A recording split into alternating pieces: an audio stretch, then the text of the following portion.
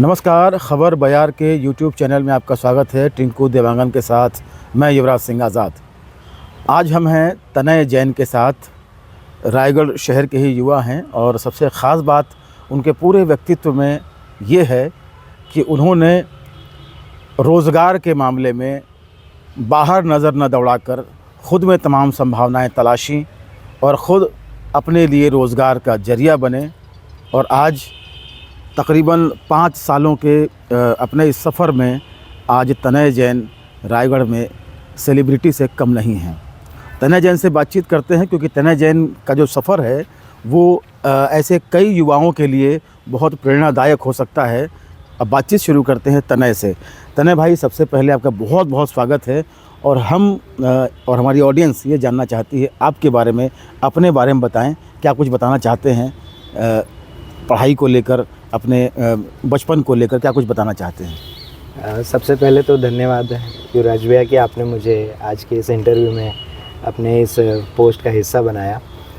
अगर मैं अपनी बात करूं तो मेरा जन्म रायगढ़ में ही हुआ है और मैंने अपनी प्रारंभिक शिक्षा बाल मंदिर स्कूल से की, मिडिल की पढ़ाई एंड हाई स्कूल की पढ़ाई मैंने नटवर स्कूल से की एंड उसके बाद मैंने बीकॉम किया पालो रामधनानिया कॉलेज से।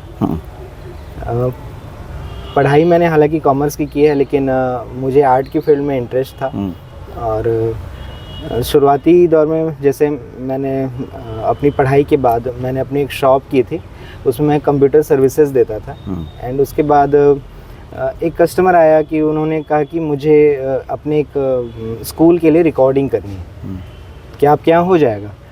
अब मेरे काम का एक तरीका ये होता था कि कोई भी कस्टमर को मैं ना नहीं कहता था और उन्होंने ऐसा कहा तो मैंने कहा ठीक है सर, हो जाएगा, जबकि मुझे उस बारे में कुछ भी जानकारी नहीं थी। उन्हें हाँ कहने के बाद मैंने उनसे समय लिया था और उस समय के बीच में मैंने रिसर्च किया कि इस काम को मैं कैसे करके दे सकता हूँ और मैंने रिसर्च किया और मैंने कोशिश की कि मैं उनकी इस रिक्वायरमेंट को पूरा कर सकूँ।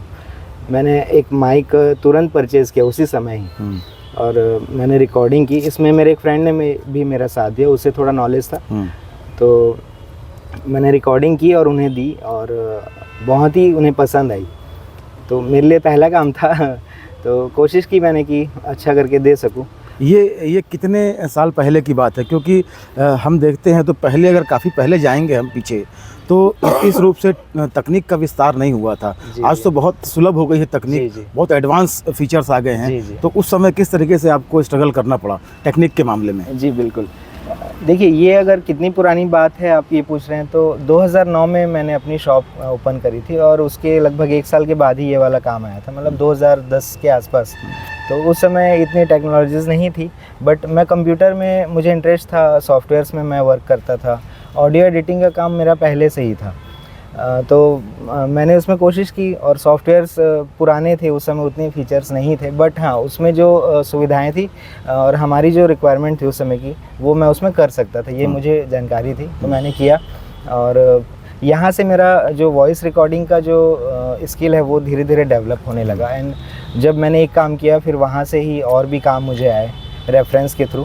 तो ऐसे करके ये वाली फील्ड मेरे लिए ओपन हो गई कि मैं वॉइस रिकॉर्डिंग की फील्ड में थोड़ा बहुत कुछ कर सकता था। तनय, हमने देखा है कि बहुत सारे हम चाहे रोटरी हो, लायंस हो या इस तरह के जो सामाजिक संगठन हैं, ये जब एनुअल फंक्शन करते हैं, अपना एनुअल मीट करते हैं या कुछ इस तरह का, या इनका जो है इंस्टॉलेशन सेरेमनी होता है, तो जितने भी डॉक्यूमेंट्रीज बनती हैं उसमें आपकी आवाज़ होती है। तो वो आवाज़ जो आपने शुरू किया था वो आज भी लगातार जारी है सफ़र, और उसके बाद आपने बहुत सारी चीज़ें ऐड कर ली। आप एंकर बन गए, आप एंटरटेनर बन गए, अब बहुत सारे शोज़ होस्ट करते हैं, चाहे वो कमर्शियल हो, चाहे वो ये शादी के इवेंट्स हों, चाहे कॉर्पोरेट्स इवेंट्स हों। तो बताइए एकदम से किस तरीके से कॉन्फिडेंस बिल्टअप हुआ है, क्योंकि आपने कभी सोचा था इस रूप में भी आप जा सकते हैं आगे? नहीं, बिल्कुल मुझे नहीं पता था कि मैं इस वॉइस की फील्ड में या बोलने की कला में इतना आगे तक जाऊंगा। जैसे रिकॉर्डिंग का काम मैंने शुरू किया था वैसे ही मेरी बोलने की जो कला थी धीरे धीरे पॉलिश होती गई एंड मैंने उसमें सुधार किया, रिसर्च किया कि कैसे बोला जाता है। अच्छा, तो बैकग्राउंड पे तो मैं बोलता ही था, तो जब मेरे पहचान के लोगों ने सुना मेरी आवाज़ को, तो उन्होंने कहा कि आप इतना अच्छा बोलते हैं तो आपको इवेंट्स वगैरह में आपको एंकर के रूप में आपको बोलने की का काम करना चाहिए। तो मुझे लगता था कि मैं बैकग्राउंड में ही ठीक हूँ, सामने आके क्या करूँगा। लेकिन कहते हैं ना कि जब आप किसी फील्ड में आप अच्छा करने के लिए प्रयासरत होते हो तो भगवान अपने आप रास्ते खोलता है।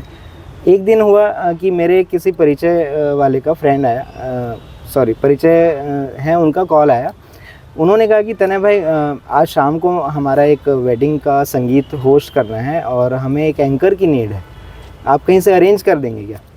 तो मैं सोच में पड़ गया कि कैसे करूं। मैंने पता भी किया, कुछ लोगों से बातें की कि कोई एंकर मिल जाए, लेकिन सिर्फ 3-4 घंटे का समय था और उस समय कोई भी एंकर अवेलेबल नहीं था। तो मैंने उन्हें कहा कि एंकर तो नहीं मिल पा रहा है। तो उन्होंने कहा कि कैसे करें, बहुत ज़रूरी है। मैंने उस दिन हिम्मत की और मैंने कहा कि चलिए आज आपका इवेंट मैं होस्ट करूँगा। ये पहला इवेंट था जो मैंने अपने मन से कहा कि हाँ मैं करूँगा।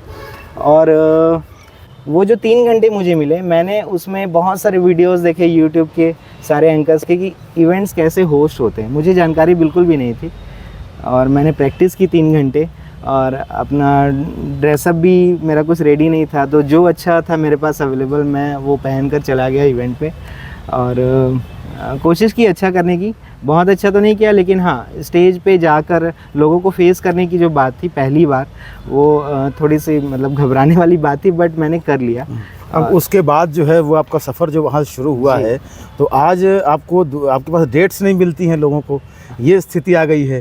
तो तनय ये बताइए कि ठीक है यहाँ तक तो आपने तैयार किया अपने को, अब यहाँ तक पहुँच गए हैं। अगर हम रोज़गार की बात करें तो किस तरीके से आप कंफर्टेबल पाते हैं, ख़ास तौर पर हम आर्थिक मायनों में अगर हम बात करें तो? देखिए ये फील्ड बहुत अच्छी है। अगर कोई आर्टिस्ट जो बोलने की फील्ड में अच्छा कर सकता है, देखिए बोलने की फील्ड बहुत ही वृहद है। आप सिर्फ एंकर नहीं बन सकते, बहुत सारी चीज़ें कर सकते हैं। आप न्यूज़ रिपोर्टर बन सकते हैं, आप डॉक्यूमेंट्री फिल्म्स में अपनी बैकग्राउंड में अपनी वॉइस दे सकते हैं। तो ये फील्ड बहुत ही वृहद है, आप इस पे काम कर सकते हैं। अगर बात करें इवेंट एंकरिंग की या कॉरपोरेट शोज़ की एंकरिंग की, तो इसमें भी बहुत अच्छा काम हो सकता है, क्योंकि बहुत सारे इवेंट्स होते हैं और हर इवेंट के लिए एक एंकर की नीड ज़रूर होती है। आपके लिए कितना सहायक हुआ ये रोज़गार में, ख़ास तौर पर ये मैं कह रहा हूँ? मैं बिल्कुल ये कह सकता हूँ कि मुझे अगर ये कहूँ कि मेरे को अपनी करियर के रूप में इसे चुनना होता शुरू से ही, तो मैं बिल्कुल इसे चुन सकता था। बहुत ही अच्छी फील्ड है ये। जी। अब अगर हम बात करें तो जब हम आगे बढ़ते हैं या सक्सेस जब मिलती है, तो बहुत सारे लोग ऐसा होता है कि कहना चाहिए हतोत्साहित करने में लगते हैं। हाँ। तो वो भी कहीं दौर आया होगा आपका कि अरे यार मैं क्या कर रहा हूँ, इस तरह के भी रिएक्शंस आए होंगे, यार तुम क्या करने में लग गए? जी बिल्कुल होता है कभी कभी ऐसा, लेकिन जब आपने ये डिसाइड कर लिया कि मुझे इस फील्ड में अच्छा करना है, एनी हाउ करना है, तो मुझे किसी नेगेटिव चीज़ों को से डीमोटिवेट नहीं होना है। तो मैंने उसको पॉजिटिविटी के रूप में लिया कि अगर कोई मुझे हतोत्साहित कर रहा है तो मैं अपने काम से उस बात का जवाब दूंगा और उस चीज़ को अच्छा से करके दिखाऊंगा। और ये चीज़ धीरे धीरे बिल्डअप हुई, लोगों को भरोसा हुआ कि एक एंकर के रूप में उन्होंने मुझे एक्सेप्ट किया और अब मुझे शोज़ मिलते हैं, तो अच्छा लगता है कि चलिए मैंने किया है इसके लिए। अच्छा, जब आप इस तरह के इवेंट्स जब आप होस्ट करते हैं, तो एक होता है कि आप एंटरटेनर भी लिखते हैं अपने नाम के साथ, तो कितना एंटरटेन करते हैं खुद को और क्या तैयारी करते हैं, कितना समय देते हैं हर एक इवेंट के लिए को होस्ट करने से पहले, कितनी तैयारी करते हैं, कितना होमवर्क करते हैं? देखिए जैसे क्लाइंट से मैं इनिशियल जानकारी लेता हूँ कि किस टाइप का इवेंट है, मतलब टाइप क्या है उसका, कितने लोगों की गैदरिंग है, वहाँ का क्राउड किस टाइप का होगा, मतलब बच्चे होंगे, कपल्स होंगे, एजेड होंगे, कितने ग्रुप होंगे। तो उस हिसाब से मैं तैयारी करके जाता हूँ कि हम वहाँ की सारी एज ग्रुप को इन्वॉल्व कर सकें, उस इवेंट में एंटरटेन कर सकें। तो सभी के लिए मैं कुछ ना कुछ प्रिपेयर करके जाता हूँ और फिर वहाँ जाके हमें करना होता है। कई बार होता है कि हम जो तैयारी करके जाते हैं लेकिन वहाँ पे सिचुएशन कुछ अलग ही होती है, तो उसके अकॉर्डिंग हमें मॉडिफाई करना पड़ता है हमारे शोज़ को।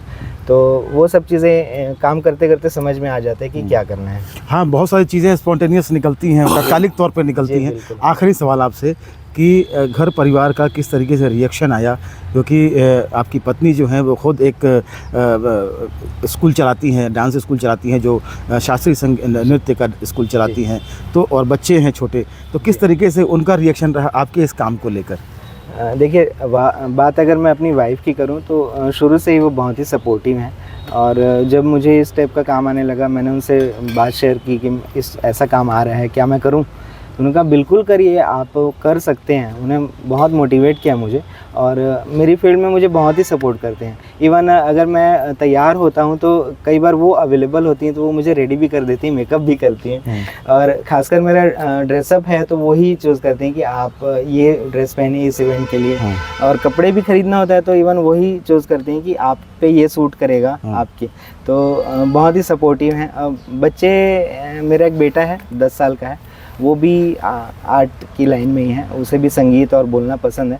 तो वो जब मैं घर में प्रैक्टिस करते रहता हूँ तो मुझे देख के वो कॉपी करता है, और कई बार वो वीडियो बनाने की कोशिश करता है कि यूट्यूब पे डालने के लिए कि मैं ऐसा चैनल मैंने ओपन किया है, और वो खुद होस्ट करता है। तो अच्छा लगता है कि बच्चे भी कुछ सीख रहे हैं। तो कुल मिला के मुझे बहुत पसंद है ये फील्ड, अच्छा लगता है। बहुत बहुत धन्यवाद तनय, बातचीत करने के लिए। बहुत अच्छा कर रहे हो और हमारी शुभकामनाएं हैं, क्योंकि आपने खुद ये रास्ता तलाश किया है, इसमें कहीं माथा मारने की ज़रूरत नहीं पड़ी। आपने खुद अपने भीतर झांका, अपने भीतर की संभावनाओं को तलाशा, उसके बाद जो आपने काम शुरू किया, तो एक जो आत्मविश्वास आपने अपने भीतर पैदा किया है, वो सबसे बड़ी पूंजी है आपकी। बहुत बहुत धन्यवाद बातचीत करने के लिए। बहुत बहुत धन्यवाद। तो ये थे तनय जैन जो हमसे बातचीत कर रहे थे और बता रहे थे किस तरीके से इन्होंने जो है अपने लिए अपने भीतर की संभावनाओं को एक आकार दिया है। और इस तरह के जो युवा हैं अपने भीतर की संभावनाओं को तलाशें, और अब ज़रूर हर किसी के अंदर कुछ न कुछ ऐसी विशेषताएं होती हैं जिसे आप तलाशें, और उसके साथ रोज़गार से भी जुड़ सकते हैं। इन ऐसी संभावनाओं को भी आप इस पर भी वर्कआउट करें तो आप अपने जीवन में बेहतर कर सकते हैं, जैसे तनय अपने बेहतर करते हुए अपनी ज़िंदगी में आगे बढ़ रहे हैं, अपनी ज़िम्मेदारियों को निभाते हुए। बहरहाल इस वीडियो में बस इतना ही। हमारे खबर बयार यूट्यूब चैनल को अधिक से अधिक सब्सक्राइब करें, हमारे कंटेंट लाइक करें, शेयर करें, और हमें यह भी बताएं कमेंट करके कि हमारा ये वीडियो आपको कैसा लगा, हमारे वीडियो में ये बातचीत आपको कैसे लगी। नमस्कार।